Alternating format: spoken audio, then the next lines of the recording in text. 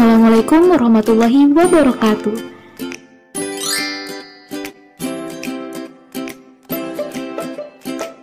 Hai, berjumpa lagi dengan saya, Kak Lilis Indriani. Kali ini kita akan masuk ke pembelajaran biologi mengenai materi sistem pencernaan manusia. Baik teman-teman, sebelum masuk ke pembelajaran, kakak akan menyampaikan tujuan pembelajaran hari ini.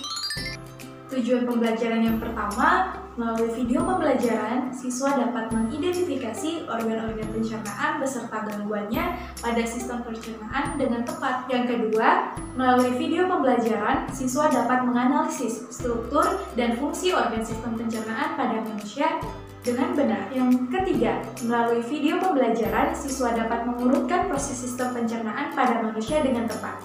Kemudian, tujuan yang terakhir, melalui video pembelajaran, siswa dapat mengidentifikasi enzim-enzim apa saja pada proses sistem pencernaan dengan tepat. Nah teman-teman, apa itu sistem pencernaan manusia? Dan apa saja ya organ-organnya?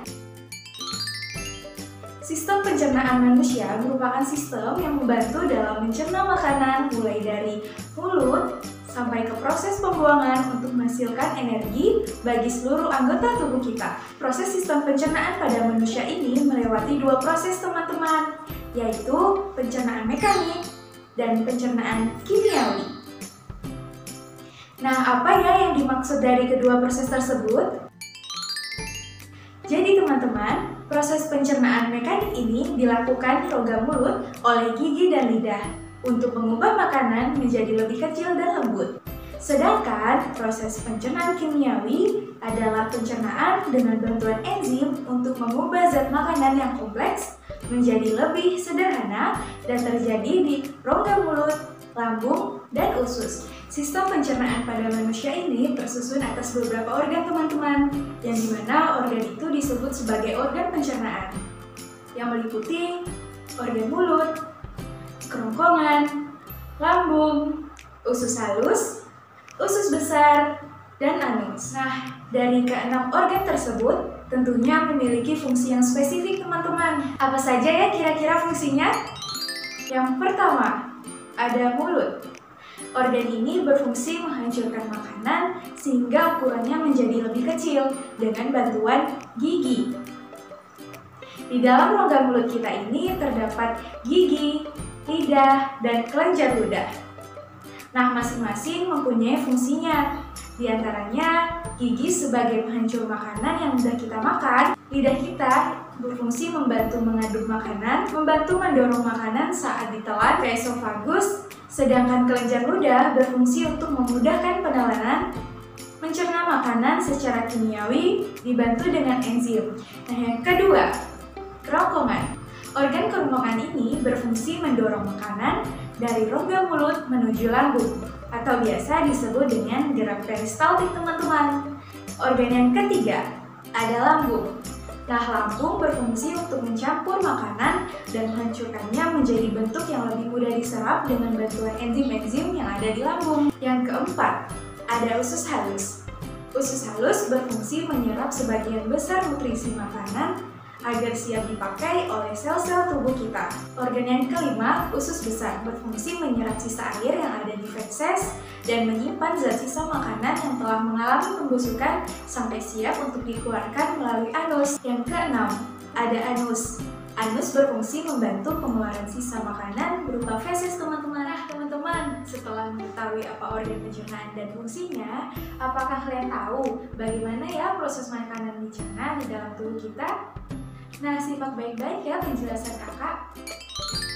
Jadi, pertama-tama makanan akan masuk ke dalam mulut kita. Saat masuk ke mulut, gerakan mengunyah akan mengubah makanan menjadi partikel yang lebih kecil. Sementara itu, ada enzim yang ada di liur kita dapat melumatkan makanan, sehingga akan menjadi mudah diolah nantinya. Nah, setelah makanan lumat, lidah akan mendorong makanan ke tujuan selanjutnya, yaitu kerongkongan. Nah teman-teman, kerongkongan ini berupa tabung otot yang panjangnya sekitar 25 cm yang memanjang dari akhir rongga mulut hingga ke lambung. Nah, makanan yang sudah ditelan akan masuk ke kerongkongan melalui faring atau tekak teman-teman. Di dalam alfarik ini terdapat sebuah katup yang disebut epiglottis yang berfungsi untuk menutup ujung saluran pernafasan atau laring supaya makanan tidak masuk ke saluran pernafasan sehingga kita terhindar dari tersedak. Setelah melalui kerongkongan, makanan akan masuk ke dalam lambung teman-teman.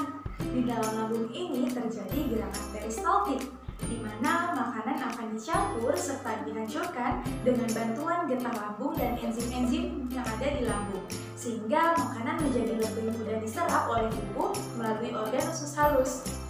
Nah, pada dinding usus halus ini terdapat banyak lipatan-lipatan yang disebut dengan pili, yang menyebabkan luas permukaan usus sehingga penyerapan menjadi efektif loh teman-teman. Kemudian usus halus juga terdapat 3 bagian, diantaranya usus 12 jari atau duodenum dengan panjang sekitar 0,24 meter, kemudian usus kosong atau jejunum dengan panjang sekitar 7 meter, dan usus penyerapan atau ileum dengan panjang sekitar 1 meter. Nah, ketiga bagian ini akan bekerja sama untuk menyerap nutrisi makanan. Setelah usus halus, pencernaan makanan tersebut masuk ke dalam usus besar untuk diserap kembali nutrisi yang diperlukan oleh tubuh, dan disinilah makanan yang masuk berupa sisa-sisa pencernaan makanan.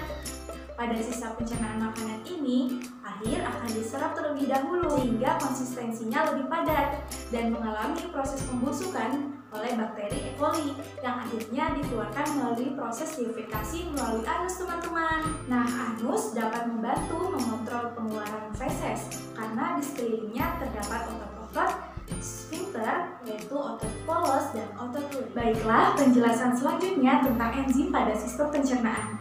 Nah, teman-teman, apa ya enzim itu? Ada yang tahu?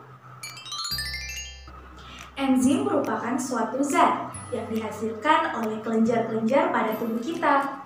Enzim ini berfungsi untuk memecah makanan menjadi molekul yang lebih kecil, sehingga mempermudah penyerapan sari-sari makanan ke dalam tubuh kita. Enzim ini tersebar di beberapa organ pencernaan kita, yang sesuai dengan fungsinya. Nah, ada enzim apa saja ya kira-kira? Pasti penasaran kan? Yuk kita kupas tuntas. Yang pertama, yaitu pada organ mulut. Di mulut kita, enzim-enzimnya dihasilkan oleh kelenjar liur. Enzim ini terdiri dari enzim lipase. Enzim lipase membantu mencerna lipid atau lemak saat makanan mulai diproses di dalam mulut kita. Kemudian ada enzim amilase. Enzim amilase adalah enzim yang bekerja pada pati makanan dan berfungsi menghancurkan karbohidrat yang kompleks ke rantai yang lebih kecil atau bahkan gula sederhana dalam bentuk maltosa. Enzim amilase ini disebut juga dengan enzim petialin. Berikutnya ada enzim isozim yang fungsinya melindungi dan melumpuhkan kuman yang berada di dalam makanan kita, teman-teman. Enzim selanjutnya pada organ lambung.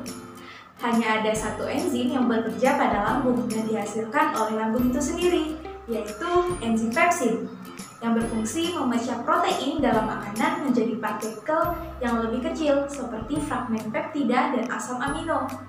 Oleh karena itu, pencernaan protein dimulai pertama kali itu di lambung, tidak seperti karbohidrat dan lipid yang memulai proses pencernaannya dari mulut. Kemudian enzim pada organ pankreas. Terdapat enzim lipase, tripsin, dan kimotripsin.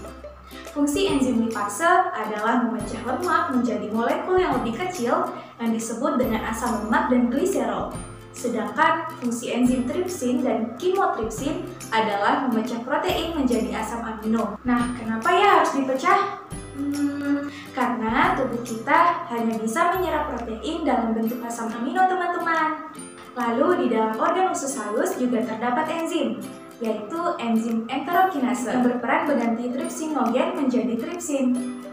Yang kedua ada enzim maltase, mengganti maltosa menjadi glukosa dan galaktosa. Yang ketiga ada enzim sukrase, mengganti sukrosa menjadi glukosa dan fruktosa. Dan yang keempat ada enzim lipase, berperan mengganti lemak menjadi asam lemak dan gliserol. Kemudian ada enzim erepsin atau dipeptidase, berperan mengganti pepton menjadi asam amino. Dan terakhir ada enzim disakarase, berperan mengganti disakarida menjadi monosakarida. teman-teman, selanjutnya kita akan belajar mengenai gangguan sistem pencernaan manusia. Pernah gak sih teman-teman merasakan sakit diare? Tentu pernah kan ya? Tahu tidak, diare itu merupakan salah satu gangguan sistem pencernaan kamu loh. Gangguan sistem pencernaan itu dapat disebabkan oleh beberapa faktor, di antaranya pola makan yang tidak sehat, program diet yang terlalu ketat dan berlebihan, gaya hidup, serta mengonsumsi makanan yang mengandung zat aktif berbahaya dan banyak sekali faktor lainnya. Kira-kira penyebab diare karena apa ya teman-teman? Nah, diare bisa disebabkan oleh beberapa hal, seperti misalnya infeksi bakteri disentri, zat-zat beracun atau makanan yang salah pada kolon atau usus besar. Hal inilah yang pada akhirnya menyebabkan gangguan pada penyerapan air, sehingga sisa makanan yang ada di dalam tubuh masih banyak mengandung air. Hasilnya, feses yang dikeluarkan menjadi encer. Jika teman-teman mengalami hal ini, segera beristirahat yang cukup dan banyak minum supaya tidak mengalami dehidrasi. Selain diare, ada pula sembelit atau konstipasi. Sembelit atau konstipasi adalah gangguan pada sistem pencernaan yang disebabkan oleh penyerapan air yang berlebihan dikarenakan kurang minum, kurang makan berserat, tidak membiasakan diri buang air besar setiap harinya, dan bisa juga karena faktor stres. Nah, jadi sembelit ini kebalikan dari diare teman-teman. Lalu ada MAH atau gastritis. Nah, MAH ini merupakan radang kronis yang terjadi pada lapisan mukosa di dinding lambung. Penyebabnya terjadi karena adanya kuman atau kelebihan kadar HCl di dalamnya. Nah teman-teman, itulah penjelasan mengenai sistem pencernaan pada manusia. Mudah-mudahan dapat bermanfaat bagi teman-teman semua dan selalu semangat belajar walaupun dalam keadaan pandemi seperti ini ya. Sampai jumpa di pembahasan selanjutnya. Nah, untuk mengetahui seberapa paham teman-teman pada materi ini, yuk mari berlatih dengan mengerjakan soal berikut ini. Di bawah ini yang bukan merupakan organ sistem pencernaan adalah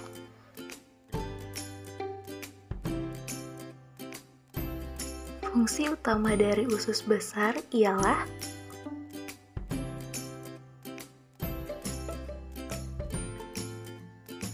berikut urutan proses sistem pencernaan pada manusia yang benar adalah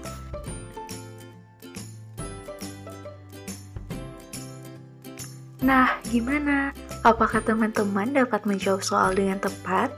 Jika belum, belajar lagi ya.